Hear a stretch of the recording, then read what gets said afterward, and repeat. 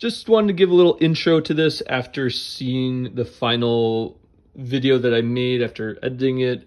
First of all, I'm sorry for not knowing how to talk and bake at the same time.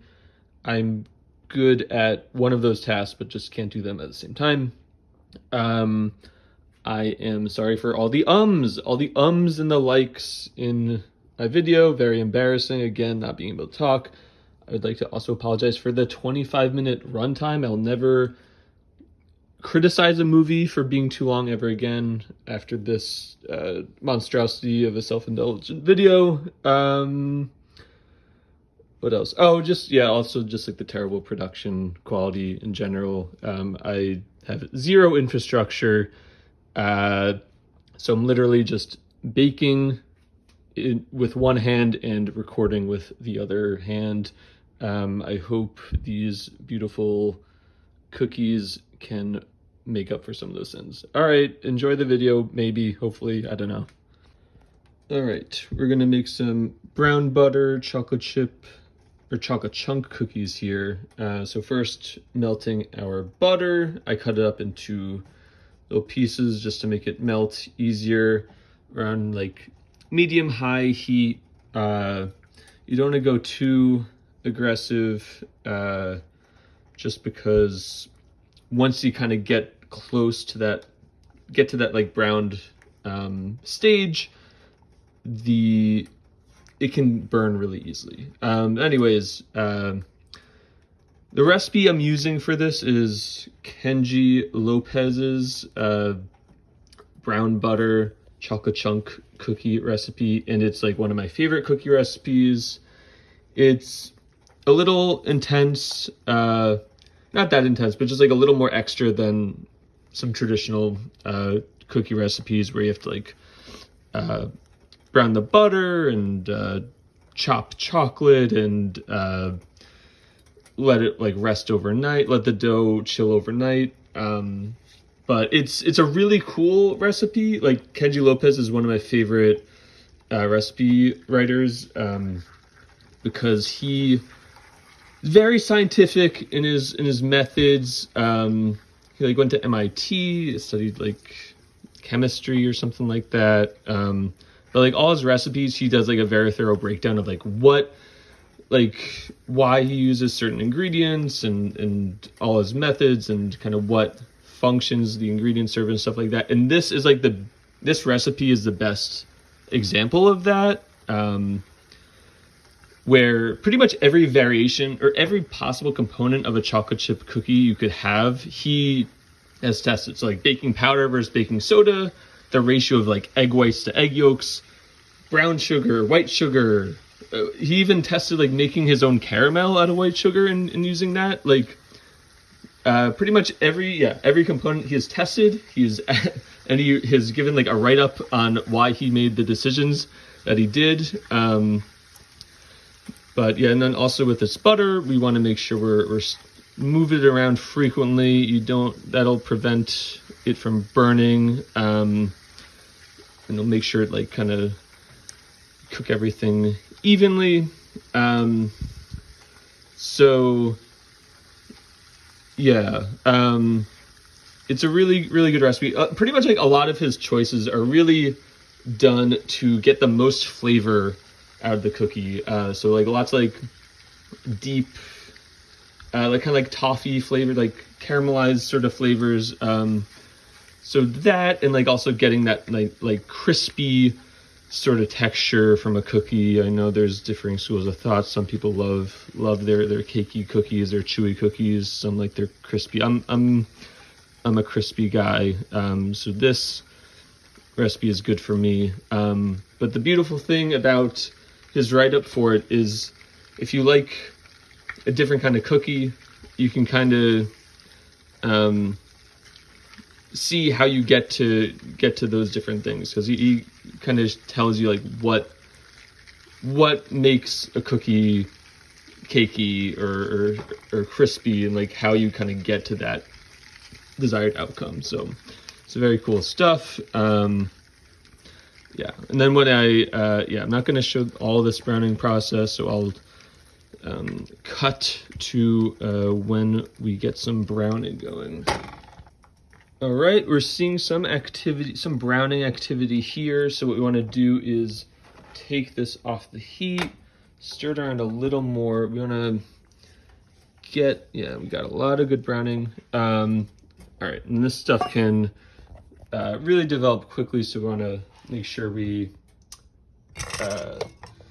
transfer this to a bowl. Hold on, just cutting. Got to scrape the milk solids from the pan.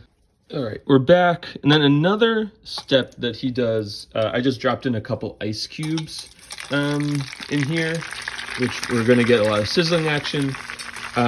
This achieves two things. One, oh God, is this gonna bubble over? No, we're good, we're good. One thing it does is help the brown butter cool off a bit, so we don't get any burned milk solids in here. And then it also adds moisture back into the brown butter, because like butter, generally speaking, is I believe like 85% fat, 15% water. And when you brown butter, you get rid of a lot of that water, if not, yeah, you get rid of a lot of that water, and that can like affect the texture and consistency of whatever you're making. So I know Kenji wants that moisture back because like the water helps dissolve the sugar, and the faster the sugar dissolves, the better caramelization that we can get, because you want to break down the sugar as much as you can, and once it's kind of broken down, it's easier to caramelize. And we don't have that much time in the oven, so you want to get to that caramelization stage as quickly as you can to get the most of it. So anyways, that's a long story for why I put 2 ice cubes into here.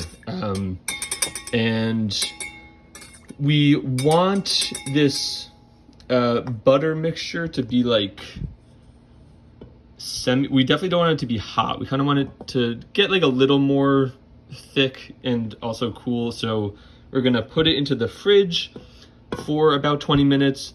We're gonna whisk it around like every like 5 minutes or so, just to make sure I don't know, some weird collections can develop if you don't really mix it around that much. So we gotta keep an eye on it. But yeah, this is gonna go in the fridge for a little bit. Okay, while we wait for our brown butter to cool, we'll do some other steps. So first we'll get together some dry ingredients. So for flour, we're gonna do 280 grams. So notice that I'm using a scale here, which is one of my favorite tools in the kitchen. It makes your measuring like a lot more precise, because especially with an ingredient like flour or brown sugar, when you can like pack it into the measuring cup, or like lightly spoon it in, that can really impact like how much you're getting. Like 1 cup of like tightly packed in flour is very different from 1 cup of loosely or very lightly kind of spooned in flour. So with a scale, you just get the exact mass that you want. But also, word of caution that you don't want to do this with smaller quantity ingredients. So for example, 1 tablespoon of salt we're also adding in, but I'm not using the scale for it. I'm just spooning it in, because if your scale is off by like a gram or 2 when you're doing like a huge amount of flour, that's like not a big deal. But if you're doing like, I don't know, like 5 grams of salt, and like plus or minus like 2 grams, that could be like 40% difference, which is huge. It doesn't, like 2 grams doesn't sound like a lot, but when you're dealing with such small quantities, it can be a pretty big deal. Also, sorry for my clumsiness here. I have zero recording infrastructure, so I'm holding my phone while doing ingredients. So we're doing 3/4 teaspoon of baking soda. And that's it for our dry ingredients. And then you want to mix these around a little bit, just so you don't get any like big clumps of like baking soda in a certain area. You want to make sure you mix it so it can all be like evenly distributed through the cookie dough, which is always want a uniform sort of thing. No high concentrations of stuff. Yeah. All right, adding our sugar to our mixing bowl. I have a stand mixer, which is very nice. So another reason to use a scale is you don't have to deal with all these different measuring cups and stuff. Like for here, I'm pouring in 3/4 cups of sugar, and since this container is easier to handle than my flour one, I can do it with one hand. I can just dump this in. I would also normally like dump in my flour too, but it's just such a big container and I have a small hand and a weak arm that I just can make that work while also holding a camera. Yeah, so it makes things just a lot easier, like less cleaning, and you can just pour right in. And like once you, I don't know, like a cup of sugar is 200 grams, a cup of flour is like 125 grams. A cup of liquid, whatever liquid you might be using, whether it's water or milk, a cup of that is going to be 240 grams or so. So once you kind of memorize those kind of like basics, it makes just moving around the kitchen, adding ingredients like a lot easier. And then another thing that we're adding in here is vanilla. Notice this is imitation vanilla. If you're doing something where you're baking something for a good amount of time and there's like a good amount of ingredients in it, like imitation vanilla is pretty much the same as normal vanilla extract, and it's much cheaper. But like if you're doing something where it's like you're not cooking it, if you're doing like, or cooking or baking it, if you're doing like a whipped cream, or like a meringue, like even if you like, I don't know, I personally like doing it when there's not that many ingredients, like something like a custard where it's a very vanilla-y flavor and you're not like being in that high of a temperature, there's not other things going on. Like I also like using the vanilla extract there. But if you're doing something like a cookie or a cake where you're baking it for a good amount of time, there's lots of other ingredients in the mix there. The difference between like real vanilla and fake vanilla won't show up on your taste buds, but you'll definitely notice it in your bank account. All right, now we're gonna add our eggs in. I already added one in to see if I could elegantly crack an egg with one hand. Oh, there we go. That wasn't too bad. Yeah, our brown butter is cool now. It's nice and this texture, which is nice. And yeah, we're gonna whip up the sugar, vanilla, and eggs for a little bit. I'm with the whisk attachment on the stand mixer. I'm not gonna show that because it's allowed and not a fun thing. And one thing just to add about the brown butter is like in this recipe, like we put the ice cubes in it to cool it. That's not like a trick to do, like whenever you see brown butter in other recipes. It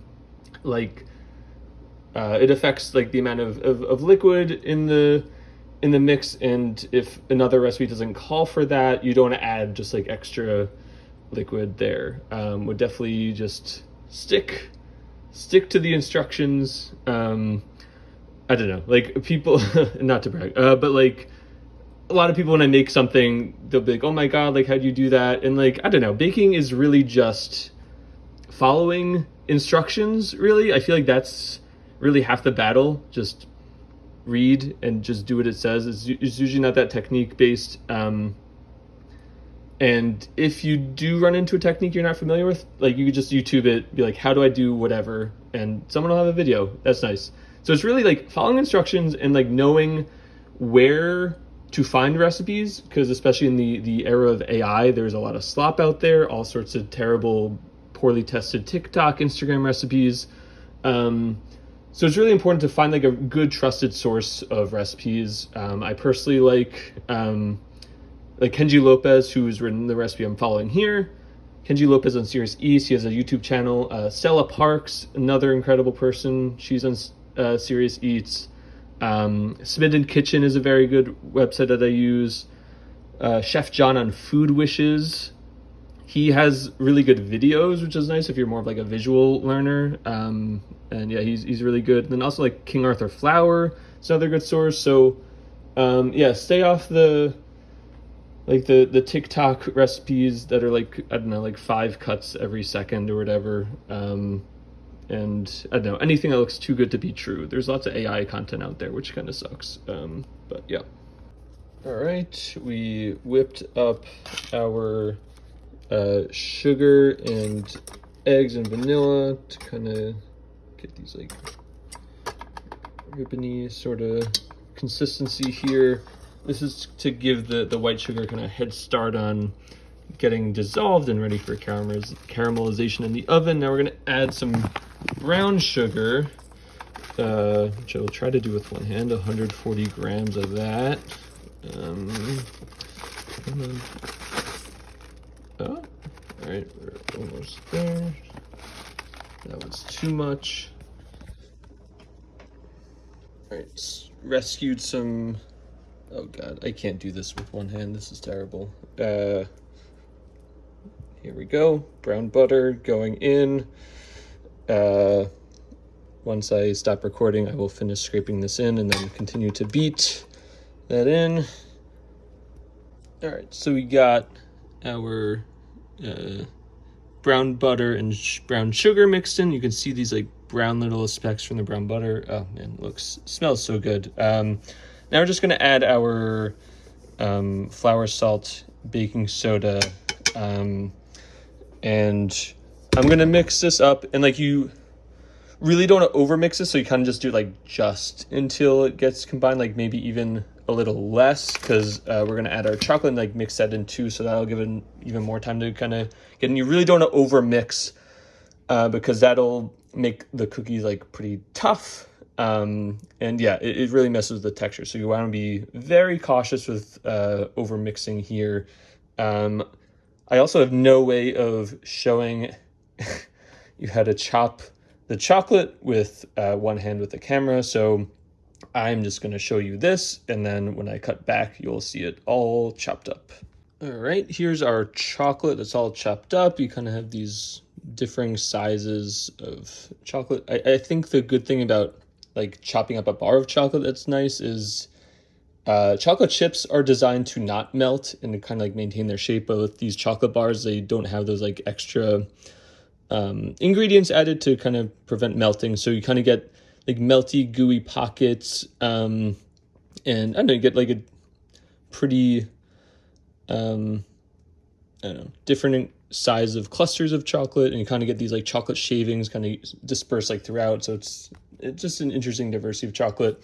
And then here's our dough, pretty much like 99% mixed in. You still have some flour in there, but we'll mix it in. We'll add the chocolate and mix in to the rest. Yep, and I can't show next steps now because I only have one hand and start to do things.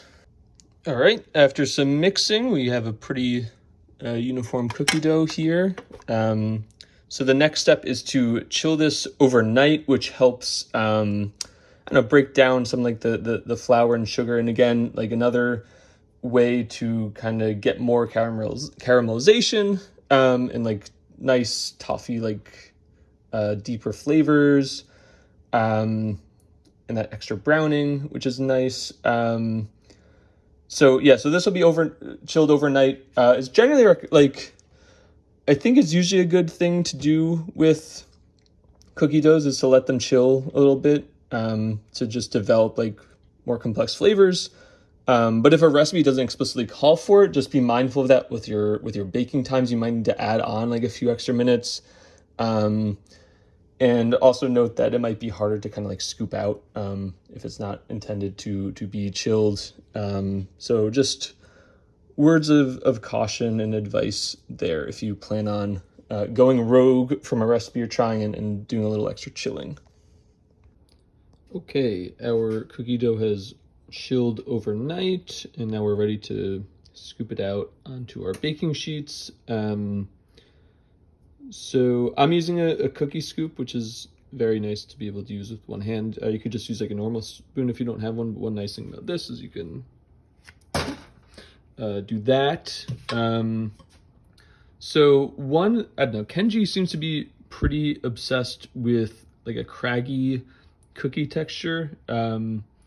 If you want that, what you can do is like rip the cookie in half, and then you kind of have these like kind of jagged, you rip it in half and then you put those like craggly outside edges together like that. I didn't do a good job there since I'm doing this with one hand, but it looked like something like this one.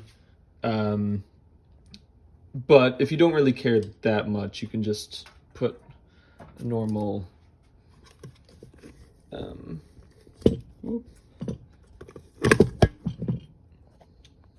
sorry, it's hard to scoop with one hand because I need the other hand for leverage. But yeah, if you don't care about the craggly texture, you can just plop them like that and you're all good. So you're not going to film doing the rest of them, but probably want a little bit of spacing. I think probably do like, I don't know, 8 on each pan, I think. We have 3, 2, 3. 325 degrees. We'll do 2 sheets at a time. All right, sorry for the abrupt cut and just terrible video production quality overall. I don't I don't do this. So I finished scooping out the cookies, and I don't know, even though betraying Kenji by not doing all of the cookies, like his little craggy split in half and put together sort of thing, I made some of them just like scooped out. Even though we're betraying Kenji's values, we're honoring his value for scientific experimentation. I don't really get his whole craze about the craggy cookies, but I guess this would be a good way to test that out by having a side-by-side comparison of the craggy versus non-craggy sort of method. But yeah, so I have two baking sheets full of cookies. We'll put them in the oven, 325, I forget how long, but midway through we'll kind of switch the racks for the cookies, because like the bottom rack, it'll cook the bottoms faster. So sometimes if you I don't know, if you don't switch them, like the bottom rack, like the bottoms could be burnt a little bit. So you kind of want to switch them around to make sure you do that. I don't know if you watch Great British Baking Show, but like those people, sometimes they have like 4 racks in the oven at once, and that stresses me the fuck out. But 2 should be fine. Yeah, so put them in the oven, and then we'll do one final step after that. Okay, the cookies are out of the oven, and just visually looking at these, you can kind of tell. So this is like one of the smoother ones where I kind of just like plopped it on, and then you can kind of see this is like a more craggy one, has a more interesting texture on the top. So I guess we'll find out when we taste which one you prefer, and then if you're ever making these again, if you like the craggy ones better, like do that little splitting in half technique, and If you don't, then just do the easier thing of just popping them on. One final step, we got some fancy Malden sea salt flakes, very, very flaky. We'll just, while these are still warm, we'll kind of sprinkle on top. It's hard to do this while looking at the camera. Then you want to kind of press them in a little bit so they kind of have some staying power. And yeah, I'm not going to video me doing this to every single cookie. But yeah, I think that's all there is to it. These are incredibly delicious and worth the overnight wait, worth the chopping the chocolate, browning the butter, and waiting for that to cool. They're very, very good. And I don't know, like this is kind of like my gateway recipe to, I don't know, being like really interested into all sorts of like food science stuff. So it's an important recipe for me in my development as a baker. So I hope you enjoy these. I hope you learn something from this. And yeah, enjoy. Oh, one last thing. I forgot to tell how long I actually bake these. 13 to 16 minutes. And then as always with time ranges with baking, would definitely recommend opening the oven and testing out, like seeing if it's ready at like the lower end of that. So it's 13 minutes rather than 16 minutes, because you can always bake something more, but you can't really unbake things. At least the technology does not exist yet. Fun tip for all baking and cooking sort of time windows. All right, enjoy.